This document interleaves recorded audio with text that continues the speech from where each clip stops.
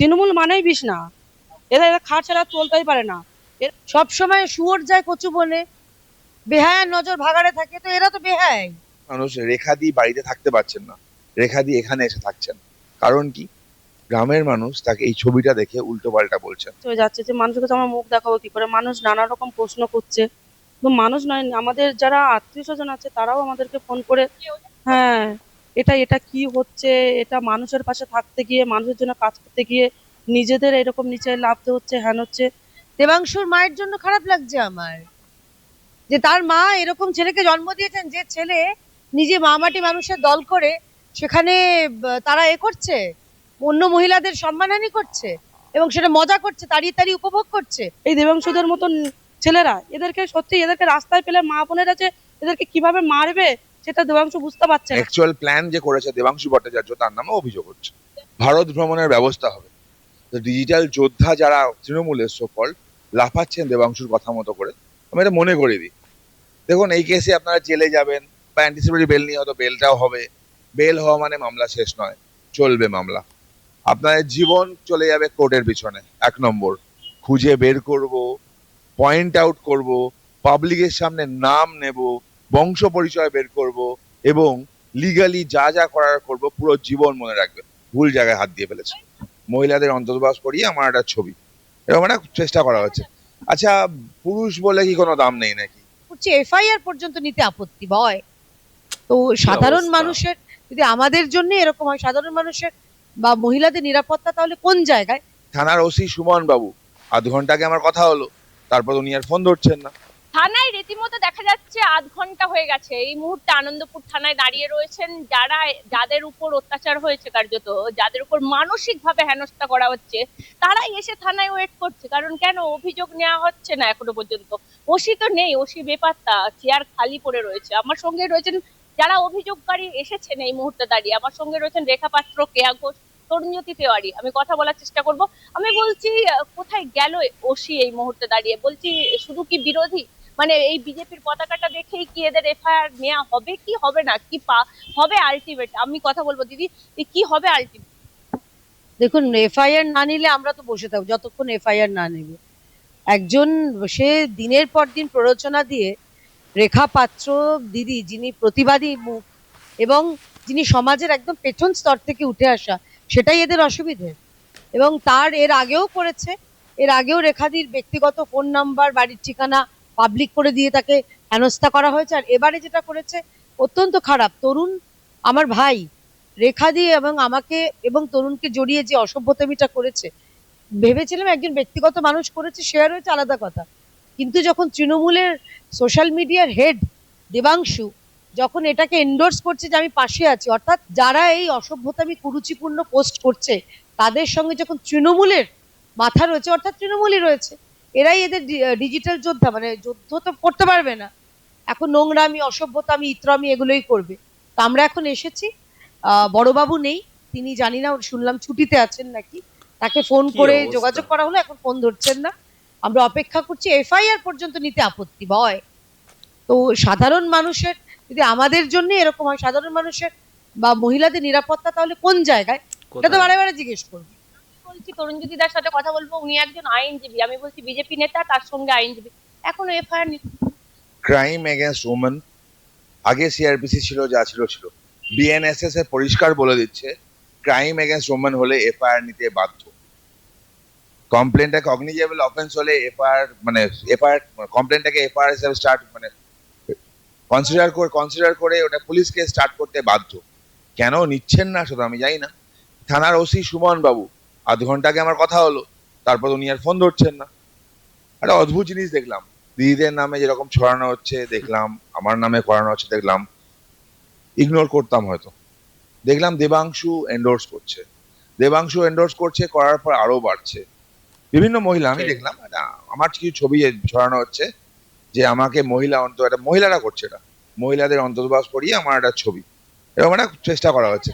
আচ্ছা, পুরুষ বলে কি কোনো দাম নেই নাকি? যদি ওই মহিলাটার নামে সেম কিছু করা হয় ভালো লাগবে কি? আমরা চাই না, আমরা এরকম করি না। তো যদি করা হয় ভালো লাগবে? নিশ্চয়ই লাগবে না। আবার বলছি, নোংরামোটা থামা উচিত। আর গ্রামের মানুষ না এআই বোঝে না, এরা এআই করে যে এআই বোঝে এটা না, করছে, গ্রামের মানুষ এআই বোঝে না। গ্রামের মানুষ রেখাদি বাড়িতে থাকতে পারছেন না, রেখাদি এখানে এসে থাকছেন। কারণ কি? গ্রামের মানুষ তাকে এই ছবিটা দেখে উল্টো পাল্টা বলছেন, তার পরিবারের উপর চাপ হচ্ছে। এসসি কমিউনিটির একজন মহিলা, প্রান্তিক এলাকা থেকে যিনি উঠে আসছেন, তার সাথে এই নোংরামো। এসসি এসটি অ্যাক্টে তো মামলা হওয়া উচিত, পুলিশ মামলা রেজিস্টার করতে বাধ্য, পুলিশকে খুঁজে পাওয়া যাচ্ছে না। দীপাংশুর বিরুদ্ধেও এফআইআর করছে। একদম একদম একদম নেমড পার্সন আছে, এবং তাদের মানে ইনস্টিগেটর এবং অ্যাকচুয়াল প্ল্যান যে করেছে দেবাংশু ভট্টাচার্য, তার নামে অভিযোগ হচ্ছে। রেখাদি একদম আপনার বাড়িতে আপনি থাকতে পারছেন না, সত্যি এর আগেও আপনাকে এটা শেখ খুবই সাজানের একটা ক্ষেত্রে জঘন্য। দেখা গেছে কার্যত আপনি নির্যাতিতা, জঘন্য আবার একটা আপনাকে ঘটনা। নির্যাতনের শিকার হতে হচ্ছে শুধুমাত্র আপনি একটা বিরোধী দল করেন। আমরা রাজনীতিতে লেগেছি বলে নয়, আমাদের এখন রাস্তাঘাটে লাভাটাও খুব মানে রিস্ক হয়ে যাচ্ছে, যে মানুষের কাছে আমরা মুখ দেখাবো কি করে। মানুষ নানা রকম প্রশ্ন করছে, তো মানুষ নয়, আমাদের যারা আত্মীয় স্বজন আছে তারাও আমাদেরকে ফোন করে, হ্যাঁ এটা কি হচ্ছে, এটা মানুষের পাশে থাকতে গিয়ে, মানুষের জন্য কাজ করতে গিয়ে নিজেদের এরকম নিচে লাভতে হচ্ছে, হ্যান হচ্ছে। কিন্তু আমরা যে বাস্তবে এটা নিচে লাভছি না, আমরা যে আমাদের জায়গায় আছি, আমরা যে ভদ্রতার সাথে কাজ করছি, সেটা কিন্তু গ্রামের মানুষেরা বুঝছে না। গ্রামের সে মানুষেরা এটাকে, এটা যে এআই দ্বারা করা হয়েছে সেটা কিন্তু বুঝছে না। ওরা ভাবছেন যে এটা রিলেটিভ, এটা অরিজিনাল ছবি, এটাই ভেবে নিচ্ছেন। আর তারা ভয় পাচ্ছেন যে এইভাবে যদি ঘরের মেয়েদের মান সম্মান যদি এইভাবে যদি আরো যদি নষ্ট হতে থাকে, তাহলে আমরা কোথায় যাব? আর দুদিন পরে আমরাও মুখ দেখাতে পারবো না। তো মমতা বন্দ্যোপাধ্যায়, মামাটি মানুষের সরকার, মহিলা মুখ্যমন্ত্রী, এইভাবে আপনারা দুজন তো ভিকটিম। এই রাজ্যের শুধুমাত্র মমতা ব্যানার্জি তো বাংলার মেয়ে ভাবেন নিজেকে, আমরা তো বাংলার মেয়ে নই, আমরা তো এই রাজ্য থেকে আসিই না। ভাবভাবটা তো এমনই। কেউ যদি বিরোধীরা মমতা বন্দ্যোপাধ্যায়ের মন যদি লিখতো, তার বাড়িতে মাঝরাতে পুলিশ চলে যেত। আর এক্ষেত্রে পুলিশের ভূমিকা কি? সাইবার ক্রাইমে ফোন কিছু না। করছি, আমাকে উল্টে বলা হচ্ছে যে আপনি এসে দেখা করুন। কেন? আগে গ্রেপ্তার করুন যে করেছে, সেগুলো না করে শুধুমাত্র আমাদের হ্যারাসমেন্ট। এবং আজকে যেটা দেখছি করছে, তো স্বাভাবিক, এটাই তো এদের দলের আসল রূপ। রেখাদিকে বারে বারে নোংরা ভাষায় যে আমরা ম্যাটার গুলো দেখছি, যেগুলো সোশ্যাল মিডিয়ায় পাঠিয়ে দেওয়া হচ্ছে, বারে বারে তাকে মেলাইন করা হচ্ছে, বারে বারে আমাকে মেলাইন করা হচ্ছে। কিন্তু এগুলো করে লাভ নেই। আমিও বাংলার মেয়ে, আমি বাংলার নারী, আমি বাংলার মা, আমি বাংলার বোন। আর রেখাদিও বাংলার মেয়ে, বাংলার মা, বাংলার নারী, বাংলার বোন। এগুলো করে আমাদের দমাতে পারে। আচ্ছা, আপনারা তো ভিডিওটা দেখলেন, এই ভিডিওটি আমিও দেখলাম ভাই। আমি তো পুরো অবাক হয়ে গেছি ছবিটা দেখে, ঠিক আছে। আমি যখন এই ছবিটি দেখলাম, ছবি দেখে আমি জাস্ট অবাক, মানে পুরো হয়ে গেছি যে আজকে পশ্চিমবাংলার রাজনীতি এত জঘন্য, এত নীচ, এত একটা বাজে জায়গায় পৌঁছে গেছে আজকে পশ্চিমবাংলার রাজনীতি। আজকে বাংলার রাজনীতি কিভাবে হচ্ছে? মা বোনদের সম্পর্ক নিয়ে, মা বোনদের সম্মান নিয়ে। বাহ! হাততালি দিলেও তো ভাই এখানে সেই সেই মজা লাগে না, মানে হাততালি দিলেও মনে হয় কিছু ছোট হয়ে যায়। হাততালির থেকে বড় কিছু থাকলে সেটাই দেওয়া দরকার।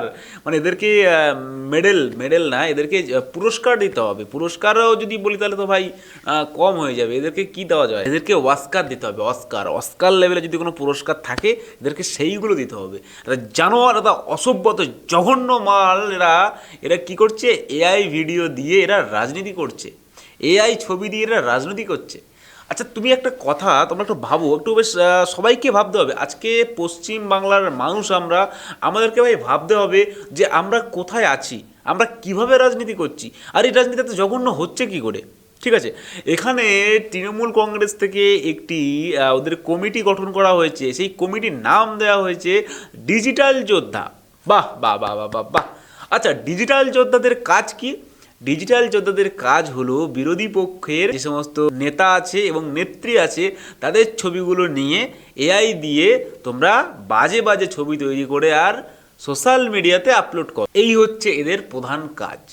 আচ্ছা, ডিজিটাল ভাই, এই ডিজিটাল অ্যাকচুয়ালি দেখো, ডিজিটাল কথাটা শুনলে একটু অন্যরকম মনে হয় কি, যে ডিজিটালভাবে হয়তো কোনো রকমের উদ্যোগ নেবে, বা ডিজিটালভাবে হয়তো প্রচার করবে, বা হয়তো ডিজিটালভাবে তারা মানে যত তাদের নেতা নেত্রী আছে সবাই হয়তো একটা ইউটিউব চ্যানেল খুলবে বা একটা ফেসবুক পেজ খুলবে। সেখানে হয়তো তারা চেষ্টা করবে মানুষের সামনে আসার, মানুষকে কিছু ভালো কিছু বলার বা ভালো কিছু করার, হয়তো কোনো একটা প্রচেষ্টা হবে, যেটা ডিজিটাল যোদ্ধা মানে আমরা কি বুঝতে মানে বোঝা যায় যে এটাতে আমরা আর কি বুঝি, কিন্তু এই ডিজিটাল যোদ্ধা মানে কিন্তু ভাই সেটা না। এই ডিজিটাল যোদ্ধার মানে হচ্ছে এটাই যে লোকের নগ্ন ছবি বানাও, লোকের বাজে ছবি, জঘন্য টাইপের ছবি বানাও, যেগুলো সমাজের চোখে মানুষ দেখতে না পায়, যেগুলো নিজেদের ফ্যামিলির মানুষ দেখলেও যেন খারাপ ভাবে, সেই সমস্ত কিছু ছবি তোমরা বানাও, বানিয়ে আর যুদ্ধ করো।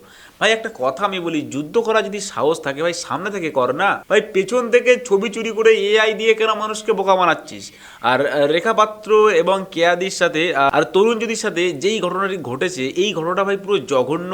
এবং আমি ধিক্কার জানাই আজকের বাংলার শাসন দলকে, আজকে আমি ধিক্কার জানাই তৃণমূল কংগ্রেসের প্রত্যেকটা নেতাকে, এবং আমাদের ধিক্কার জানাই আমাদের মাননীয় মুখ্যমন্ত্রীকে। আচ্ছা কি হচ্ছে এইগুলো কি একটা রাজনীতির কোনো একটা খেলা হতে পারে এরকমভাবে? মানুষের মান সম্মান, মানুষের মহিলাদের সম্মান নিয়ে এই যে রাজনীতির খেলা, এই খেলাটা কি ঠিক, বা এই খেলাটা কি করা খুবই প্রয়োজন? আমার তো মনে হয় না ভাই এই খেলাটা খুবই প্রয়োজন। আপনারা অবশ্যই কমেন্ট করে বলবেন যে এই খেলা চালু হয়েছে, এই খেলা কি বাংলায় করা কি খুবই প্রয়োজন বা খুবই কি দরকার, বা এটা কতটা জঘন্য, এটা কতটা নীচ একটা মনের পরিচয় পাওয়া যায়।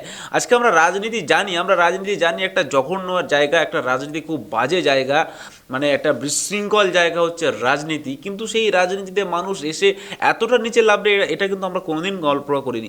আজকে আপনি ভাবুন, একটা কথা ভাবুন, আজ থেকে 50 বছর আগেকার রাজনীতির কথা ভাবুন।